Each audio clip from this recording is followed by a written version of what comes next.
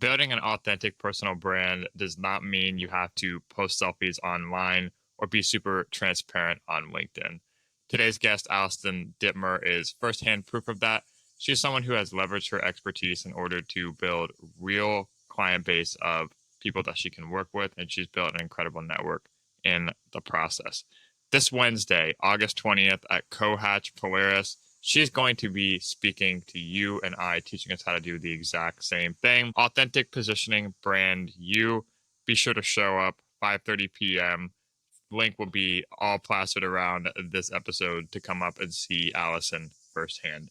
Without further ado, I want to dive right into this conversation with the one and only Allison Ditmer. How are you? Good. How are you? I'm Yeah, in a better it's mood than not. usual for this Friday, but I'm happy. That's good. Yeah, you know Yeah. what? I feel ya. Sometimes I feel like that too. Like today's a good day, but I've had other weeks on Fridays where it just feels a little rougher, like at the end of Mm, the week. But yeah, yeah. it's been a decent week. Yeah, like not stellar, but it's been decent. That's Hmm. how I would describe Yeah. it. Well, Friday is like just kind of finish line in sight a little bit, and it's like can kind of. I ended up having a lot of calls today, so it wasn't really. It's almost a good thing because it's kind of extra satisfying at the end of it. It's like okay, Yeah, over the last hill, downhill, push the snowball over. I'll start to get yeah, momentum. But the good thing is I had all of like my serious calls in the morning, um, so I could just like get a cup of coffee and be like, okay, let's get through this. yes, And not in a bad way. I know like when you make it sound like such first world problems when you talk about like hard calls, but yeah, the serious ones, like the ones I had to prepare for this morning. yeah, Now for this, I just have this, and then lunch, and then we have just a networking call at 3:30, and then from 4 to 5 we have the we're doing like our first office hours for AMA. So I just said every Friday at 4. yeah, I'm going to be the annoying one who loops in everyone from email and tags them to an event and just like show up to this Google Meet. And if you have any questions, come ready. Otherwise, I'm just going to be, in Webflow or doing something normally. If no one shows up, then so I'll be here. yeah, But yeah, and it helps for communication, especially as we're trying to get our get our cadences in motion with scheduling and events and onboarding new volunteers and everything. Just helps to have like that low buy-in for like, oh, I don't have to come to this prepared. yeah. By the way, this is kind of a side tangent, but like a really good hack for meeting someone for the first time is saying like exactly spelling out like expectations. And I had someone do this to me recently, but not like spelling out expectations like in a bad way, but just saying like no research required. Just the context of this meeting is going to be no research required. Show up, vibe check, chat for a little bit. And that's why like on my call bookings, I'm like trying to get like really detailed and personal. So like just a relaxed chat where we can get to know each other. And then for the podcast, it's more detailed. So I I like don't know. that. Yes. When you're talking like that, it makes me think of like how I could change probably my descriptions for like my paid clarity calls versus my coffee chats. Like to just Uh, align expectations a little bit more for each.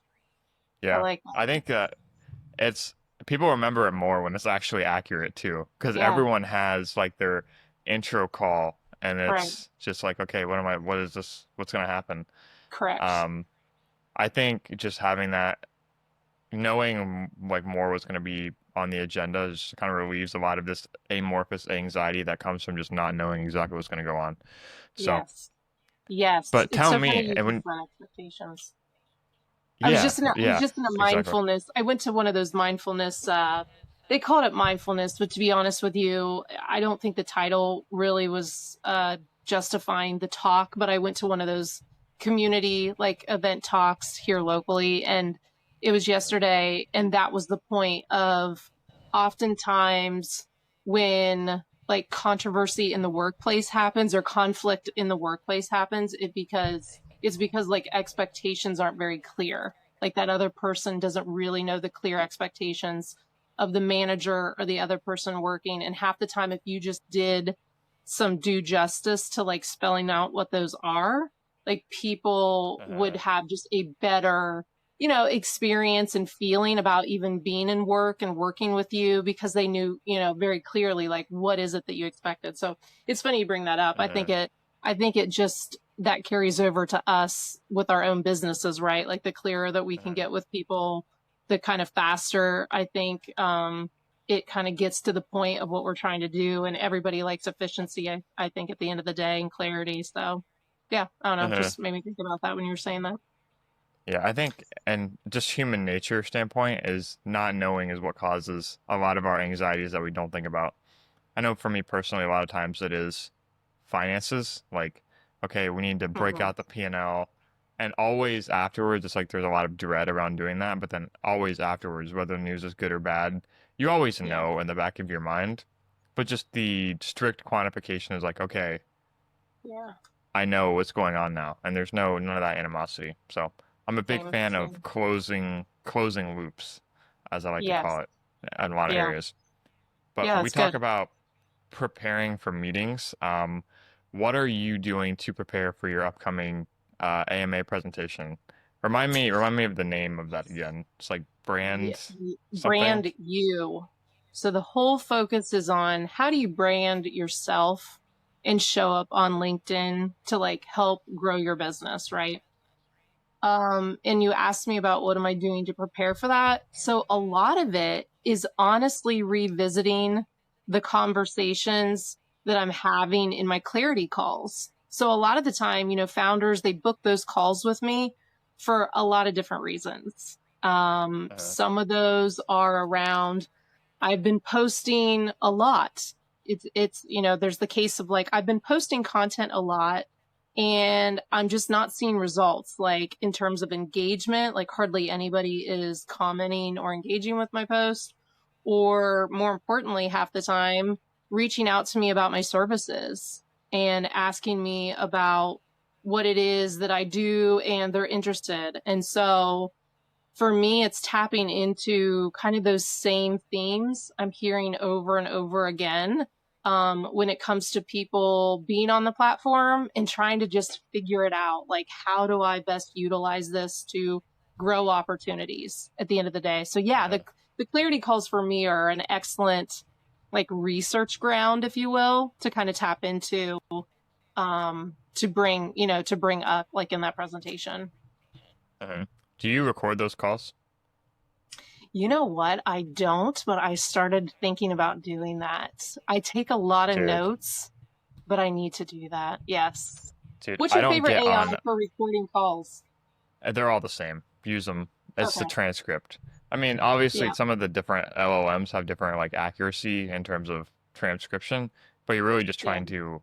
It's all based around the same thing. So, like, if you have Yeah. Google Workspace, you have a branded domain, you can do it for free. So you just turn it on in Google Workspace, Okay. and if you're on a Google Meet, then you can also record the meeting for free. Yeah. So if you have a Google Workspace account, probably not a lot of marketers listening have a Google Workspace account. You should though, because you should have a Right. website. But Agree.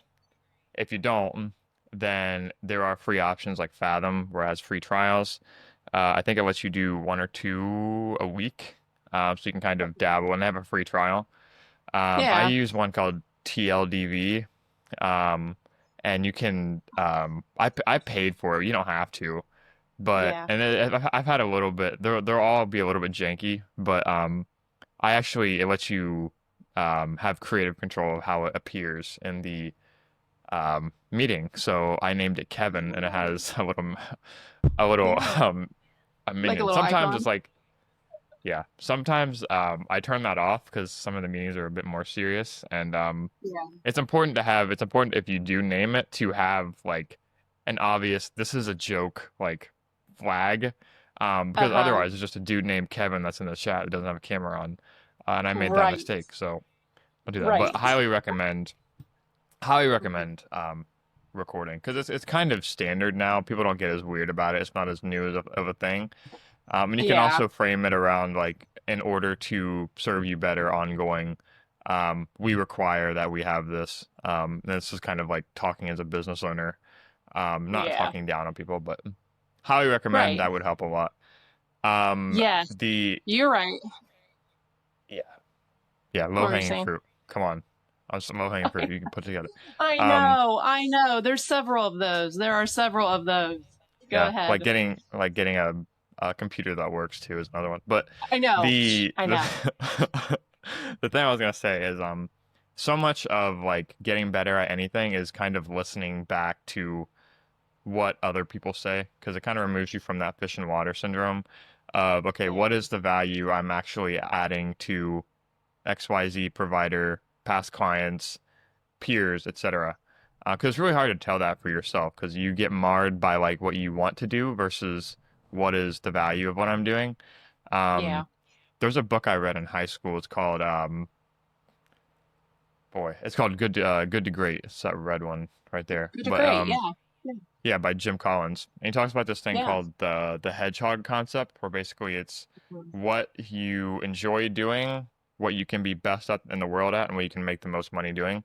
You're kind of trying to circle that Venn diagram a little bit. And it's really hard to be Yeah. self-aware enough for you to do that yourself. Um, and that's what we say a lot on like um, when we're doing site copy, design, things like that. We say, okay, what are your best testimonials actually say? Because people Mm-hmm. get this, people get so off base in terms of like, okay, this is my strong H1, this is my sub headline, you know, this is what I think it should be. But it's really a lot of times just reiterating what your best people have said.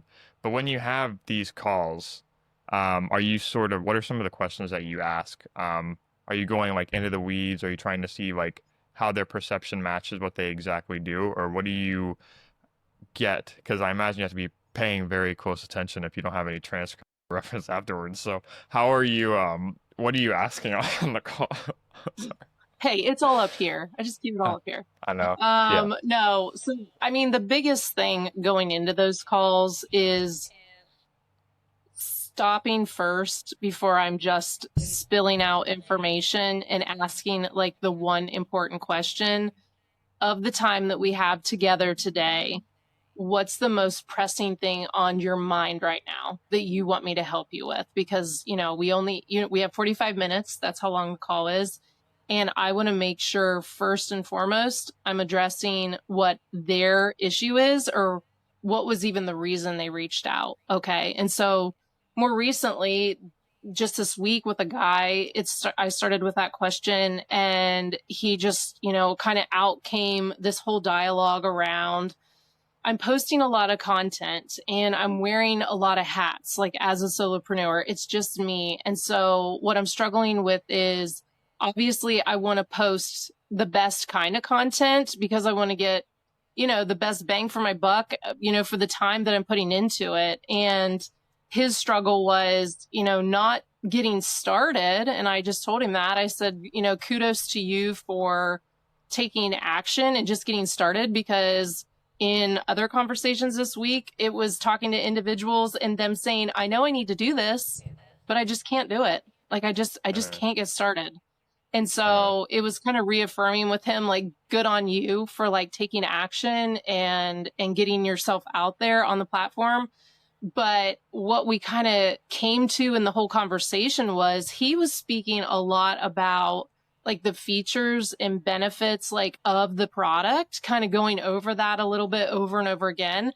But what I challenged him with was what are some of the hesitations of people, you know, and why they don't purchase your product? Because I'm sure you have these conversations. Like, what do you think some of those like overarching themes are with hesitations? And he's like, oh, yeah, that's a good question because I have not been approaching my content in that way. And I said, yeah, there's a lot of value in addressing the pain point, right? Of what your customers experiencing before they decide to buy. Because guess what? There's a ton of other people that are reading and they're having like the same thoughts. And by you actually like talking about them very directly and openly, it's confirming then in their mind of like, okay, he's talking to me. Like that's uh, me. That's the thing I'm going through. And uh, so I kind of saw like that aha moment with him of like, okay, this is how I need to be addressing my content more, not getting so stuck on here's my product, here's the benefits. Because, Andy, as you know, creating content, it's that that starts to just get people to glaze over when that's the same thing you're saying over and over and over again, right? You're not like speaking Uh, to the struggle that they're like going through before they decide to go all in with you with whatever service that is or product. So yeah, I yeah. think it's definitely like giving him that chance like to talk about that and to kind of talk through then what do we need to do differently. I think it works on both sides too, because a lot of people go into it with the incentive of I need to be posting, I need to make content rather than how can I solve this problem for someone else. So they're looking to solve really their own problems before helping anybody else. Um, and when you frame how you create content based on the value that other people get, it's again, it's so much easier said than done. But if you can remove yourself from the head trash of like, okay, I have to Mm-hmm. meet a posting cadence that I've arbitrarily set for myself. Um, you're just setting yourself up for failure from the beginning. And kind of, I wanted to circle back on your last point too, where you said almost like the call outs, like positive and negative.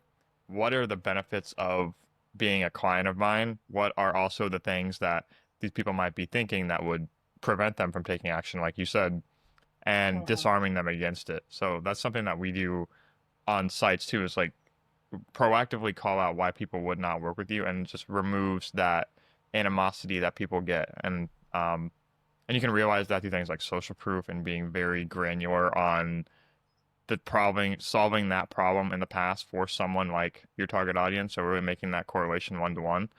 Yeah. It's a really good point. I don't think people think on both sides of that.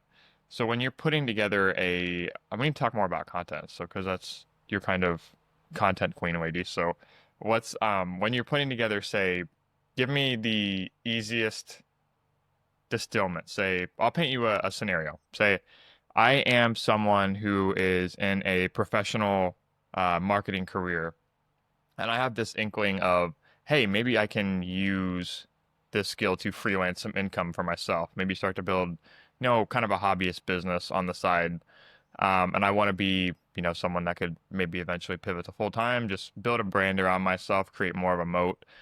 So if I have this flexibility, I can say, okay, I can dive deeper into the career, which I think for anyone listening, building a brand on LinkedIn is going to help you, even if you do choose to work for someone else or go into a career, it makes you a lot more attractive to employers now, and that's being more Yeah. accepted. But say I am currently in a full-time role, I have maybe a very niche skill, something I'm very good at during the day, that I want to start to do for other service providers outside of the context of my job. What's the first thing that I should be thinking? Should I be thinking about content? Should I be thinking about refining my offer? What's kind of the order of operations, and how do you manifest that on a metaphorical content calendar, if you will? Yeah, that's a really good question. And I think it depends on where you're kind of at in that moment. Like how quick are you thinking you want to make the jump?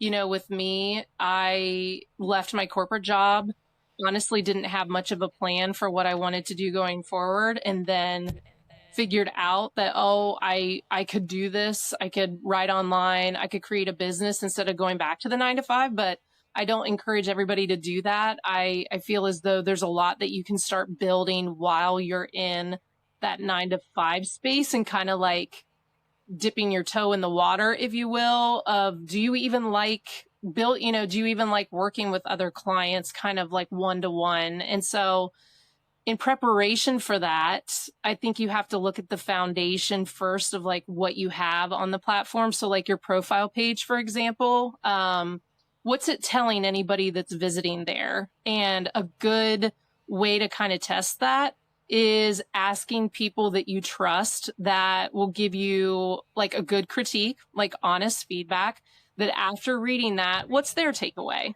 What do they think you are about or that you're good at or what your skill sets are?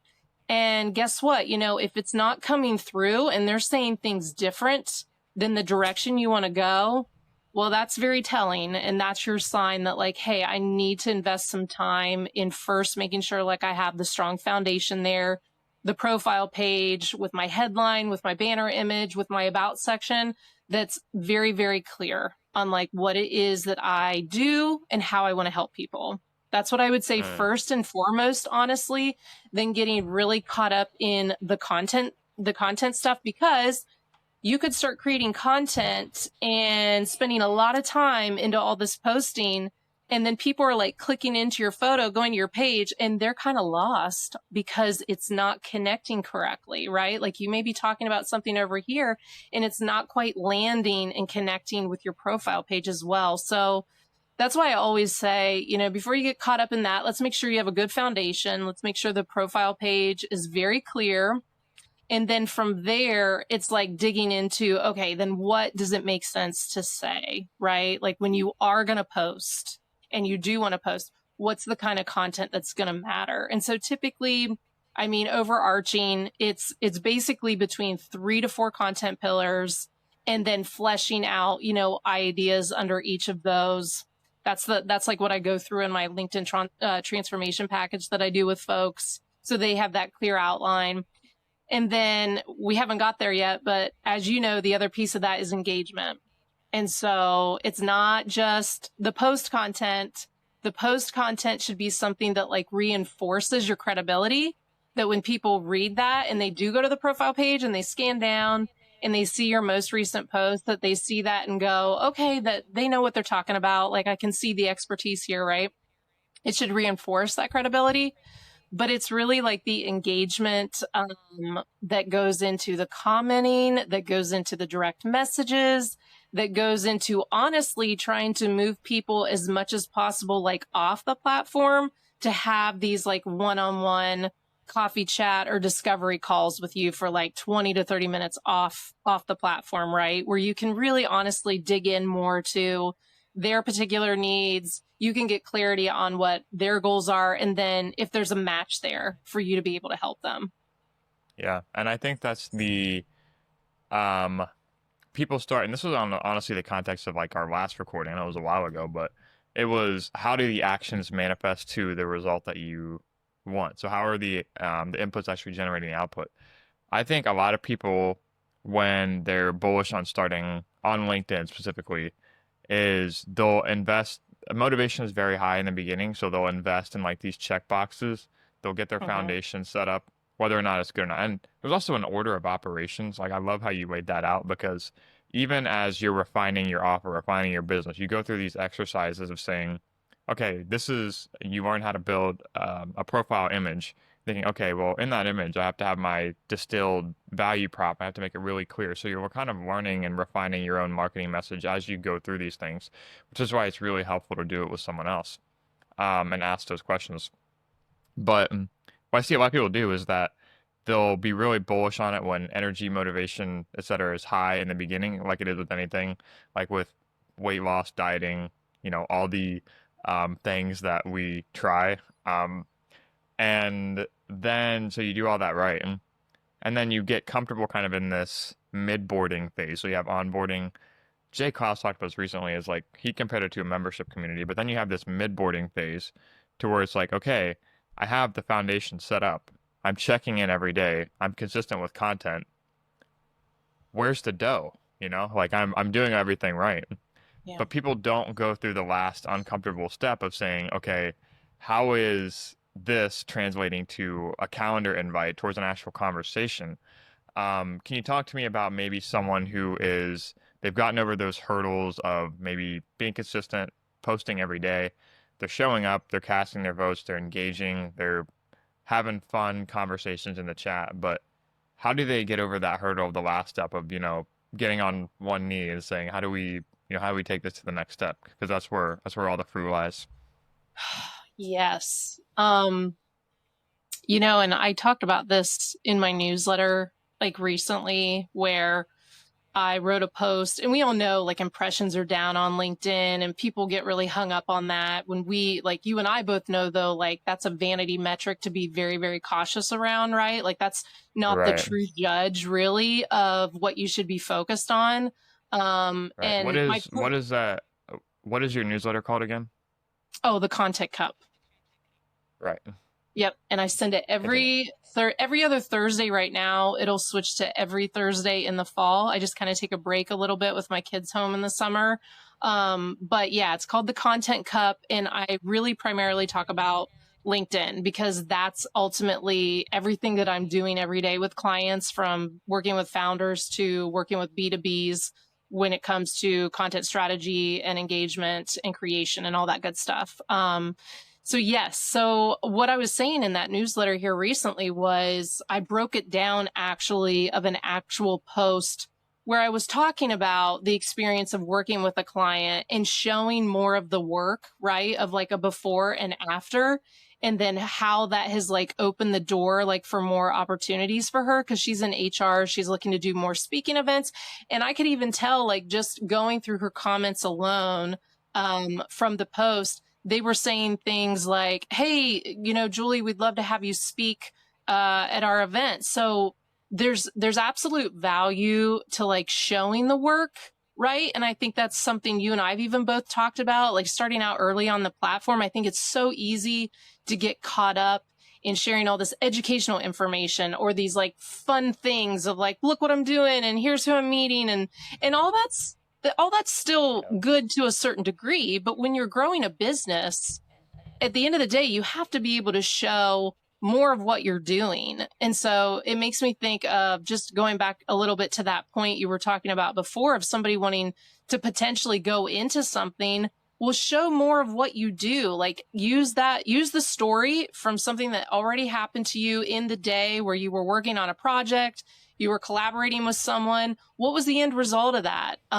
There's a lot of value in that, especially with AI. AI's got all this broad information it can spit out, right? You can ask it to talk about a topic, but it can't replace your individual experience of working on something, of seeing it go well or seeing it go bad, right? And you being able to talk about that in detail. Like people pick up on that. And so, yes. So anyway, sorry. In that newsletter, I was just breaking it down, honestly, of things that I thought were really important to include, ranging from opening with like a strong hook and story that's got some kind of emotional like depth a little bit to it, because this client that I worked with, I would have never met her if I wouldn't have said yes to this free speaking event that was 2 hours away from where I lived. And I just made the commitment of like, hey, I'm going to go. And yeah, I second guessed it. There was a few times I'm like, should I really go? Like I probably should stay home and get stuff done.